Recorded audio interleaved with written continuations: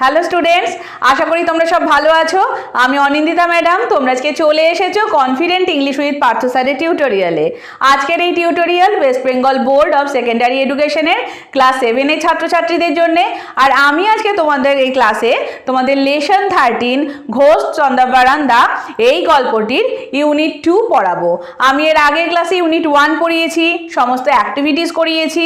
আশা করি তোমরা আমার ওই ভিডিওগুলো দেখেছো।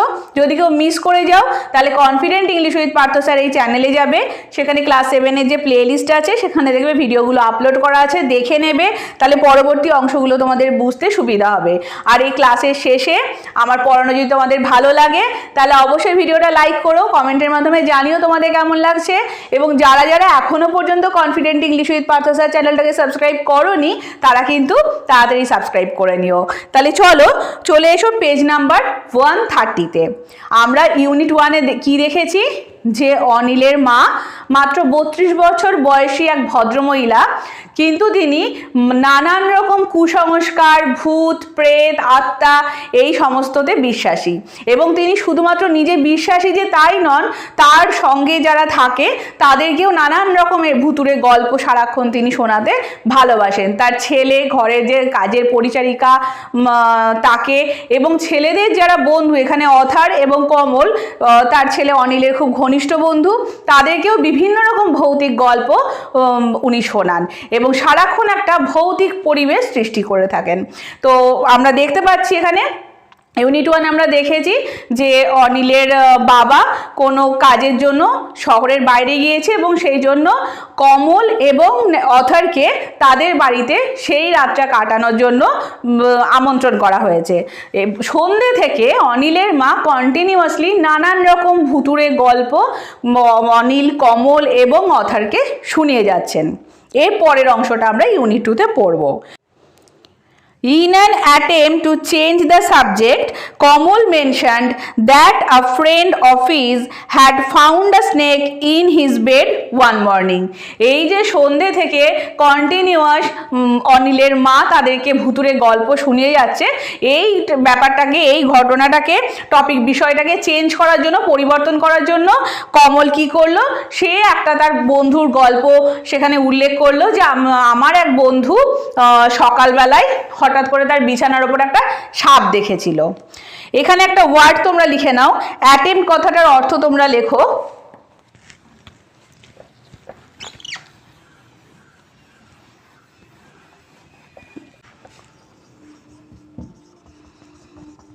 অ্যাটেম্পট মানে প্রচেষ্টা।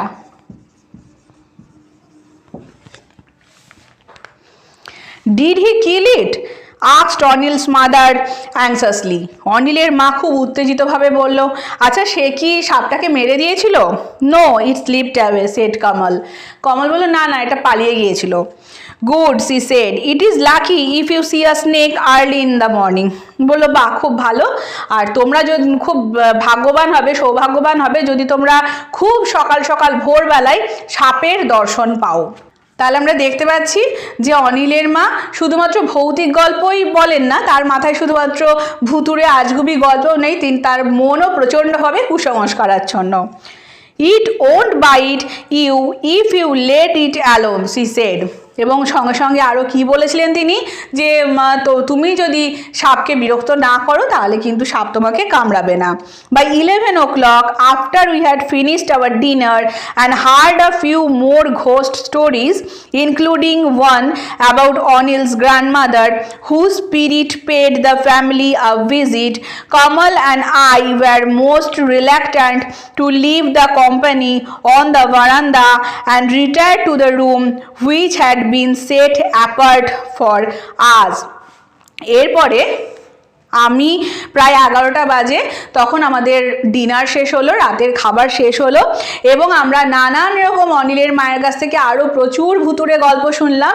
এমনকি এই গল্পও শুনলাম যে অনিলের ঠাকুমা যিনি মারা গিয়েছেন, মারা যাওয়ার পর তার আত্মা তাদেরকে একবার দেখা দিয়েছিল, সেই গল্প আমরা শুনলাম। এবং এত গল্প শুনেছি, সেই গল্প শুনে আমরা নতুন কোনো ভুতুরে গল্প শুনতে আমাদের ইচ্ছে করছিল না।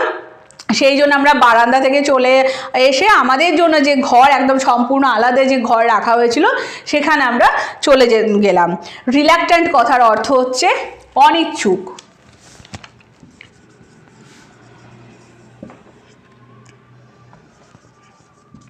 রিল্যাক্ট্যান্ট কথার অর্থটা একটু লিখে নাও।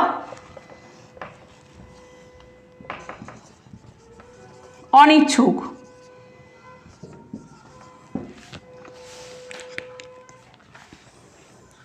তো আমরা বারান্দা থেকে চলে এসে আমরা আমাদের ঘরে চলে গেলাম। It did not make us feel any better to be told by Anil's mother that we should recite certain magical verses to keep away the more mischievous spirits. আর আমাদের অনিলের মা আমাদেরকে যে ম্যাজিক্যাল ভার্সেস কিছু জাদু মন্ত্র শিখিয়েছিলেন সেটা আউড়ে আমাদের খুব একটা স্বচ্ছন্দ বোধ আমরা করছিলাম না, বরং আরও আমরা স্কেয়ারি হয়ে যাচ্ছিলাম, আমাদের আরও ভয় করছিল। We tried one which went, আমরা চেষ্টা করেছিলাম বলার, যেটা মোটামুটি ছিল এরকম: ভূত প্রেত পিশাচ দানা ছু মন্তর সব নিকাল জানা। এটা কে বলেছিল? এটা অনিলের মা তাদেরকে বলেছিল যে এই মন্ত্রটা তোমরা বলবে, তাহলে কিন্তু কোনো ভূত প্রেত তোমাদের কাছে আসতে পারবে না। ভূত প্রেত পিশাচ দানা ছু মন্তর সব নিকাল জানা, হুইচ রাফলি ট্রান্সলেটেড মিনস, এই যে মন্ত্র, এটার মন্ত্র মোটামুটি ট্রান্সলেট করলে, অনুবাদ করলে এরকম দাঁড়াবে: ghost spirits goblin sprites away you fly don't come tonight. ভূত প্রেত অপদেবতা, গবলিং মানে হচ্ছে অপদেবতা, তোমরা আজকে এখানে চলে যাও, তোমরা আজ রাত্রে এখানে এসো না। এই মন্ত্র কে শিখিয়ে দিয়েছিল? অনিলের মা কমল এবং লেখককে শিখিয়ে দিয়েছিল যে এই মন্ত্র তোমরা কন্টিনিউয়াস বলতে থাকবে, তাহলে কোনো ভূত প্রেত কিন্তু তোমাদের কাছে আসবে না।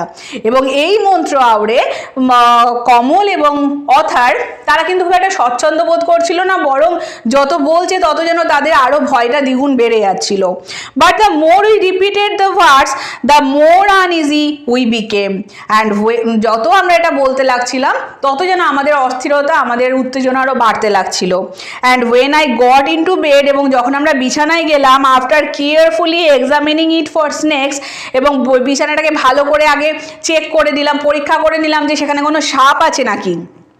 I could not lie still, আমি কিন্তু ভালো করে শুতে পারছিলাম না, but kept twisting and turning and looking at the walls for moving shadows, আমরা বারবার বিছানায় শুয়ে কি করছিলাম, ঘুম তো আসছিলই না, বিছানায় ছটফট করছিলাম, এদিক ওদিক টুইস্ট করছিলাম, মানে এদিক ওদিকে ঘুরছিলাম এবং দেওয়ালের দিকে তাকিয়েছিলাম যে এখানে কোনো শ্যাডো আমরা দেখতে পাই নাকি, কারো ছায়া দেখতে পাচ্ছি নাকি। Kamal attempted to raise our spirits by singing softly, but this only made the atmosphere more airy. আর কমল তারও প্রচণ্ড ভয় করছে, সেই ভয়টাকে কাটানোর জন্য হালকা গলায় গান গাইছিল, কিন্তু তার ওই হালকা গলায় গান পরিবেশকে আরও বেশি ইয়ারি করে তুলছে। ইয়ারি মানে হচ্ছে ভুতুড়ে। ইয়ারি কথার অর্থটা লেখো। ইয়ারি মানে হচ্ছে ভুতুড়ে। একে তো অন্ধকার, মোটামুটি এটা রাত 11:30-12টা বাজে। অনিলের মায়ের কাছে সন্ধ্যের পর থেকে তারা কন্টিনিউয়াস ভূত প্রেতের গল্প শুনেছে। অনিলের মা তাদেরকে মন্ত্রও বলে দিয়েছে যে এই মন্ত্র কন্টিনিউয়াস তোমরা বলতে থাকবে, ভূত প্রেত পিশাচ দানা ছু মন্তর সব নিকাল জানা, তাহলে তোমাদের কাছে কোনো ভূত আসবে না। কিন্তু এইটা বলার পরে তারা কিন্তু আরও বেশি তাদের ভয় বেড়ে যাচ্ছে এবং তারা চারিদিকে দেখছে। আর তার সাথে সাথে কমল যে গান গাইতে শুরু করেছে তার নিজের ভয়টাকে কাটানোর জন্য, হালকা গলায় যে গান গাইছে সেটা পরিবেশকে আরও বেশি ইয়ারি করে তুলছে, আরও বেশি ভৌতিক করে তুলছে।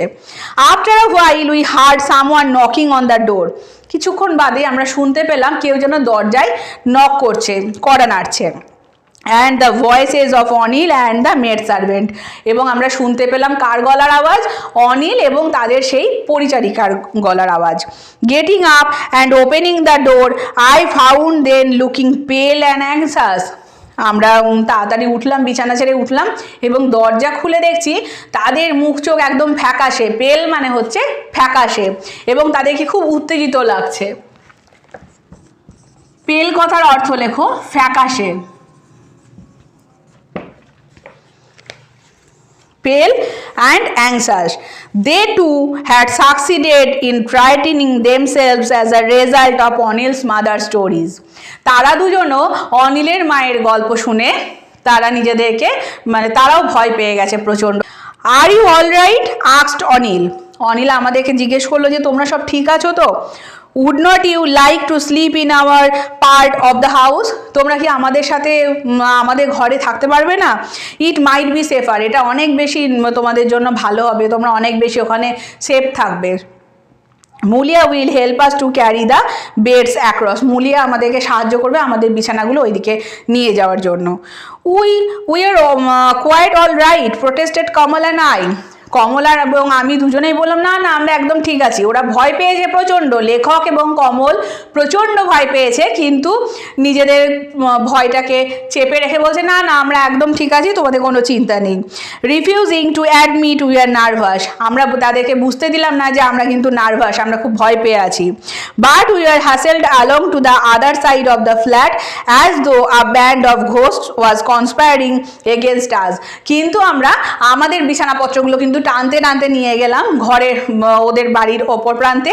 মনে হচ্ছিল দেখে যে একদল ভূত যেন আমাদের বিরুদ্ধে ষড়যন্ত্র করছে। ওইখানে হাসেলড আপ মানে হচ্ছে, হাসেলড অ্যালং মানে হচ্ছে টেনে নিয়ে যাওয়া, হাসেলড কথার অর্থ হচ্ছে টেনে টেনে নিয়ে যাওয়া, আর কনস্পায়ারিং মানে হচ্ছে ষড়যন্ত্র করা।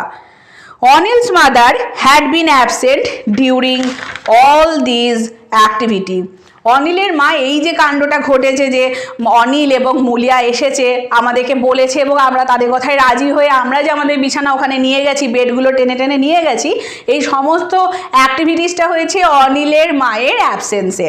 অনিলের মা এই ঘটনাটা জানে না। But suddenly we heard her screaming from the direction of the room we had just left, কিন্তু আমরা হঠাৎ করে শুনতে পেলাম প্রচণ্ড তার চিৎকার, স্ক্রিমিং মানে হচ্ছে প্রচণ্ড চিৎকার, তার প্রচণ্ড চিৎকার শুনতে পেলাম কোথা থেকে?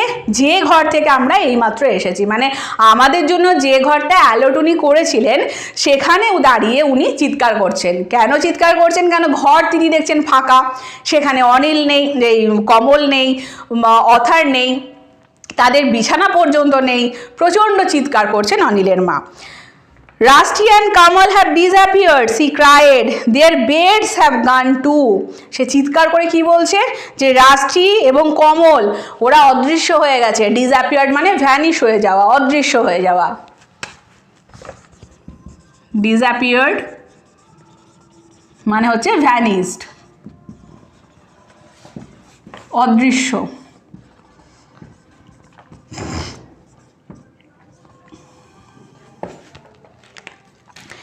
যে রাস্টি, রাস্টি মানে এখানে অথরের nickname, Rusty and Kamal have disappeared, Rusty আর কমল অদৃশ্য হয়ে গেছে, সে চিৎকার করে করে বলছে। Their beds have gone too, তাদের বিছানা পর্যন্ত এখানে নেই, মানে ভূত রাস্টিকেও নিয়ে গেছে, কমলকেও নিয়ে গেছে এবং তাদের বিছানাও নিয়ে গেছে, এটা ভাবছে অনিলের মা। And then when she came out on the veranda and saw us dashing about in our pajamas, she gave another scream and collapsed on a cot. এরপরে যখন তিনি বারান্দায় এলেন এবং আমাদের দেখলেন পাজামা পরে আমরা হুড়মুড় করে ছুটে তার দিকে যাচ্ছি, সেই দেখে তিনি আবার একবার চিৎকার দিলেন এবং ওই খাটিয়ার মধ্যে একদম এলিয়ে পড়ে গেলেন। আমাদের দেখে মানে আরও তিনি আশ্চর্য হয়ে গেলেন, দিয়ে খাটিয়ার মধ্যে পড়ে গেলেন। After that we did not allow Anil's mother to tell us ghost stories at night, এরপরে আমরা অনিলের মাকে আর কখনোই এই রাত্রিবেলায় ভূতের গল্প বলার পারমিশন আমরা দিইনি, কখনো। যখনই তিনি বলতে গেছেন আমরা তাদের ওনাকে বারণ করেছি। তাহলে কি দেখা যাচ্ছে যে যে ভদ্রমহিলা সন্ধ্যে থেকে একের পর এক মস্ত বড় বড় ভূতের গল্প অনিলদেরকে বলে গেলেন, তিনি আলটিমেটলি ভূতের ভয়ে কাবু, ভূত বাবাজি অনিলের মাকেই কাবু করে ফেলেছেন। তো এই হচ্ছে আমাদের গল্প, খুব মজার একটা গল্প। আশা করি তোমাদের খুব ভালো লাগবে, ভালো করে পড়বে, বঙ্গানুবাদটা ভালো করে করবে। আর আমার ভিডিও যদি তোমাদের ভালো লাগে তাহলে অবশ্যই লাইক করো, কমেন্টের মাধ্যমে জানিও কেমন লাগছে। আর আমি পরবর্তী ক্লাসে তোমাদের এই ইউনিট 2 এর সমস্ত অ্যাক্টিভিটিসগুলো করে দেবো। তাহলে তোমাদের সাথে দেখা হচ্ছে নেক্সট ক্লাসে।